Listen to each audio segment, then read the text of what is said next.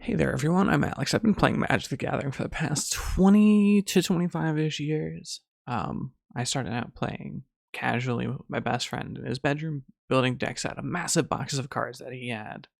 I went on to play on a local tournament level, though never quite competitively, back during the original Ravnica block.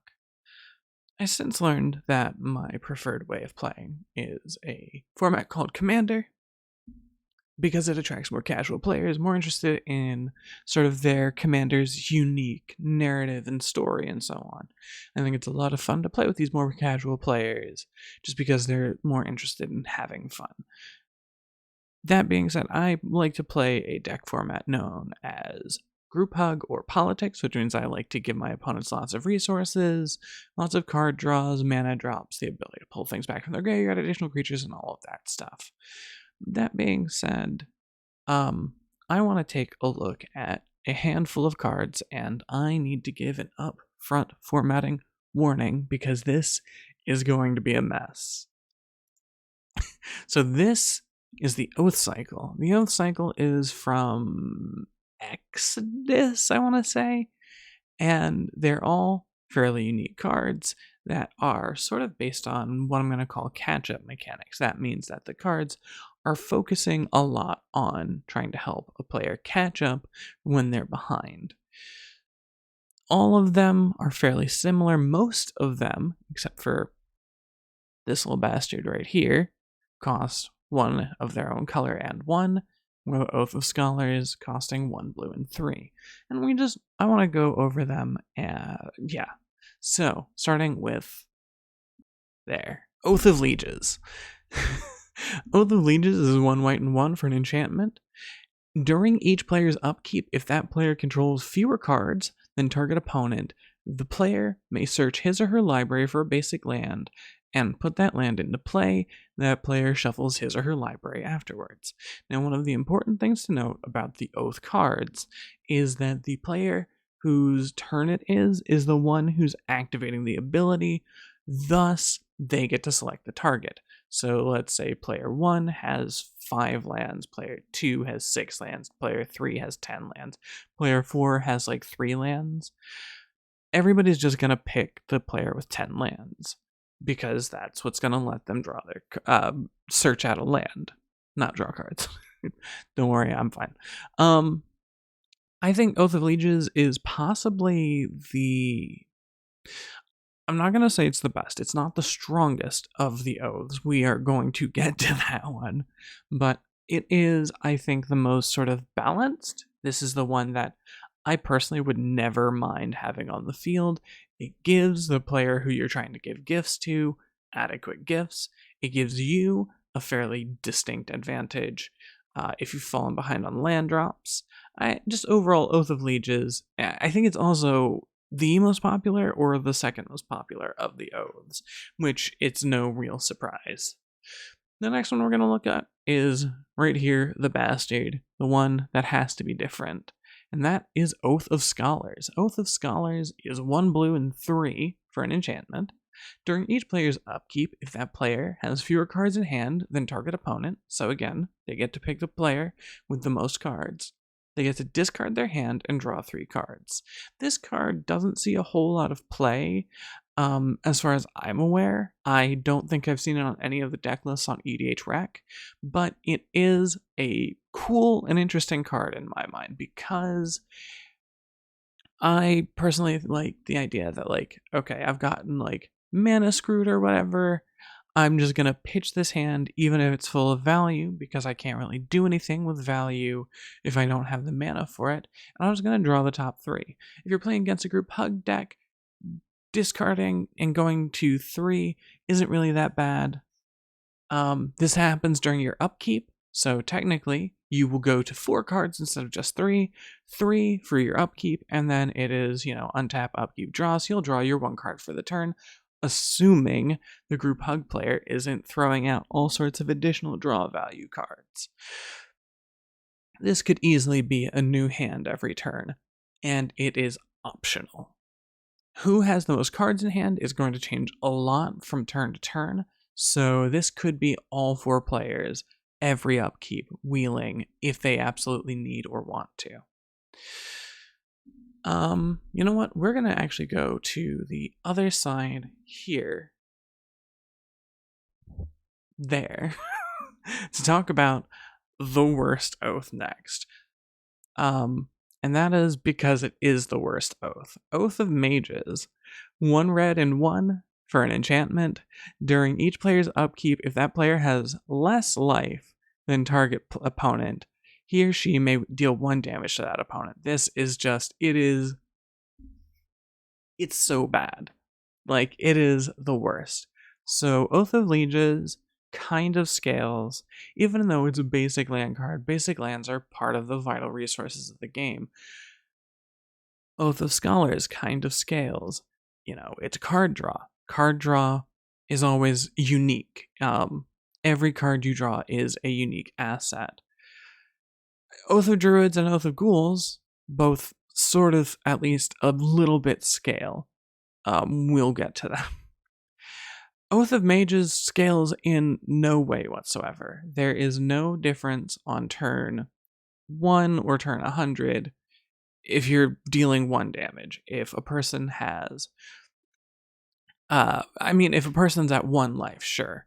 But life is such a malleable resource in Magic the Gathering that, like, there is no... I'm the sort to argue that there's no difference between 40 life and 1 life if the game ends, when the game ends.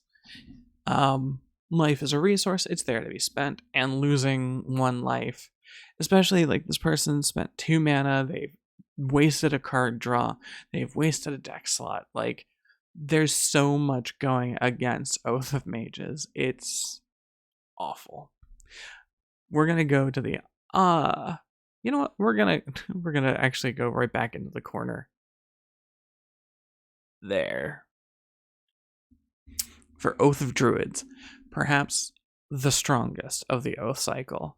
For 1 green and 1, you got an enchantment that reads, during each player's upkeep, if that player controls fewer creatures than target opponent, they reveal cards on the top of their library until they reveal a creature.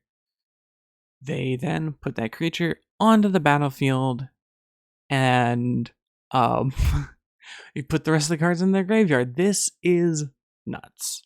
This is an insanely powerful card.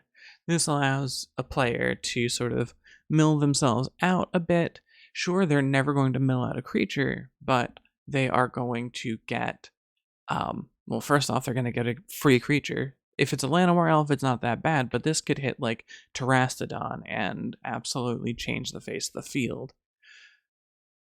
This is a incredibly powerful oath, and one that you want to be really, really careful about when you play, because the power level of the table greatly changes the power level of this particular oath. Where something like Oath of Scholars here is a little bit easier to control. Oath of Druids it's so volatile, but it is really, really good. If you have the opportunity to run an Oath of Druids, and you're running it, and you're already running cards like Braids or Hunted Wumpus, which are very popular among group hug players, then yeah, Oath of Druids is just sort of a natural include in my mind. Who controls the most creatures is generally a little bit easier to control than Oath of Scholars, who has the most cards in hand. Or it's more predictable, I should say. So this is going to let all of the other players catch up, other than your green player, actually, interestingly enough, with the card being green. But I don't know. It's ridiculously strong. It will let particular Spellslinger decks mill out, which you might not want, because they'll have some flashback or retrace or similar style effects. But ultimately, I think Oath of Druids is one of the most reliable and reliably strong oaths. And that will bring us to... Let's see if I... There, that card. This card. That one. Alright, we'll get this pointing thing figured out. Oath of Ghouls. During each player's upkeep, if there are more creature cards in that player's graveyard then target opponent's graveyard, that player may return a creature card from his or her graveyard to his or her hand. Now, this is when this card came out, I think it was a lot more powerful than it is today. One of the problems that Oath of Ghouls deals with is that it's sort of been power crept out. Now, it's still an incredibly valuable card to every player in the game. Oath of Ghouls will let you pull a creature back to your hand from your graveyard. This can be really powerful for, like, a Serac. This can really help out your zombie players. This can, I would argue, this could help out just about every player. It's particularly going to favor the recursion player because they're going to be the one throwing away their creatures. It's probably actually going to help you as the group hug player the least, unless you're running a level of recursion or sacrifice outlets or something yourself. But there are so many cards, with my main example being Exhume, which is 1 black and 1 to let you actually pull creatures from the graveyard to the battlefield.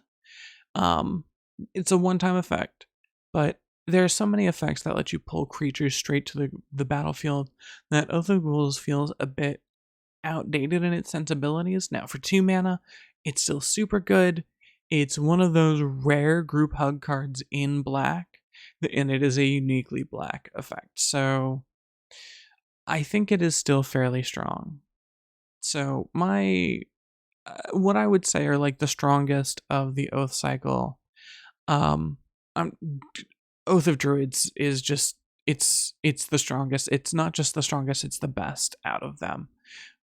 Where I'd say in a second place would be something like Oath of Ghouls or arguably Oath of Liege.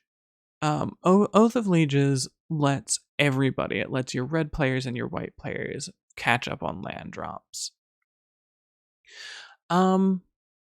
It's hard to place Oath of Ghouls in a ranking out of all of these. I would almost argue that Oath of Scholars is better, because your recursion players are already going to be recurring so much stuff. I don't know if Oath of Ghouls is really going to help them out. Meanwhile, if they're playing Oath of Ghouls, I think it's really going to help them. But I don't know if you having it as the group hug player is really going to help them too much. Oath of Mages is just it's a bad card. It's a genuinely, like, I think all of these oaths, except for Oath of Mages, is good. But Oath of Mages is just, I mean, look at him. The poor guy needs help. I mean, is there some other red oath we can make? Because this is just unfair. we're just gonna replace it with Chandra's Oath. It's fine. We'll just pretend Chandra's Oath is a group hug card, and Oath of Mages can be forgotten to the annals of history. I'm sorry, Oath of Mages. Anyway, so yeah, that's just been short talk on the Oath cycle. I think it's a really fun cycle. I think most of the Oaths are pretty good. And I think Oath of Ghouls is unique in that it actually is group hug in black, which is really hard to find. But I think that is more than enough rambling for right now. Hopefully, I didn't ramble too much. If you're interested in hearing more from the perspective of a player who enjoys group hug, politics, and Commander, well, hopefully, I've not rambled too much.